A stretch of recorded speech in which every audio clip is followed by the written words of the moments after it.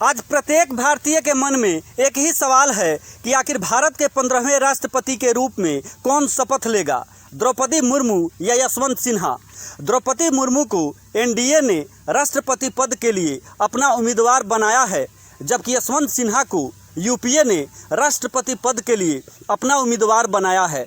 द्रौपदी मुर्मू का जन्म 20 जून 1958 में उड़ीसा के मयूरभंज जिले के बैदापोसी गांव में एक संथाल परिवार में हुआ था। उनके पिता का नाम बिरंची नारायण टुडू था। उनके दादा और उनके पिता दोनों ही उनके गांव के प्रधान रहे।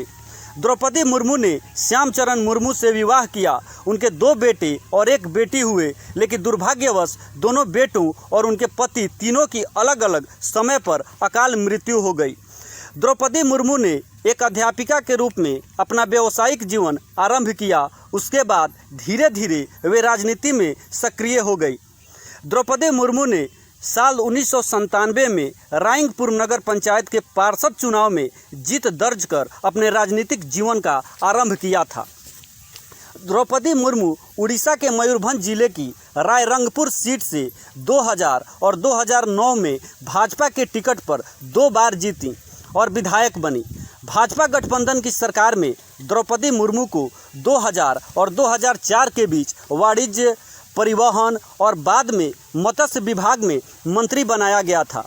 झारखंड की पहली महिला राज्यपाल बनने का खिताब भी द्रौपदी मुर्मू के नाम रहा। साथ ही वह किसी भी भारतीय राज्य की राज्यपाल बनने वाली पहली आदिवासी भी है। द्रौपदी मुर्मू ने 24 जून 2022 को अपना नामांकन दाखिल किया। उनके नामांकन में पीएम मोदी प्रस्तावक तथा राजनाथ सिंह अनुमोदक बने। यशवंत सिन्हा का जन्म 6 नवंबर 1937 को पटना के कायस्थ परिवार में हुआ था। यशवंत सिन्हा 15वें राष्ट्रपति पद के लिए संयुक्त विपक्ष के उम्मीदवार हैं। 1960 में वे भारतीय प्रशासनिक सेवा में शामिल हुए और अपने सेवा कार्यकाल के दौरान महत्वपूर्ण पदों पर 24 वर्षों से अधिक समय बिताया। उन्होंने 4 साल तक उपमंडल मजिस्ट्रेट और जिला मजिस्ट्रेट के रूप में कार्य किया। वे 2 साल तक बिहार सरकार के वित्त विभाग में अवर सचिव और उप सचिव थे, जिसके बाद उन्होंने वाणिज्य मंत्रालय में भारत सरकार के उप सचिव के रूप में काम किया। यशवंत सिन्हा ने 1984 में भारतीय प्रशासनिक सेवा से इस्तीफा दे दिया और जनता पार्टी के सदस्य के रूप में सक्रिय राजनीति में शामिल हो गए। 1989 में जब जनता दल का गठन हुआ तो उन्हें पार्टी का महासचिव नियुक्त किया गया। उन्होंने 1990 से जून 1991 तक चंद्रशेखर के मंत्रिमंडल में वित्त मंत्री के रूप में काम किया। यशवंत सिन्हा 1996 में भारतीय जनता पार्टी के प्रवक्ता बने।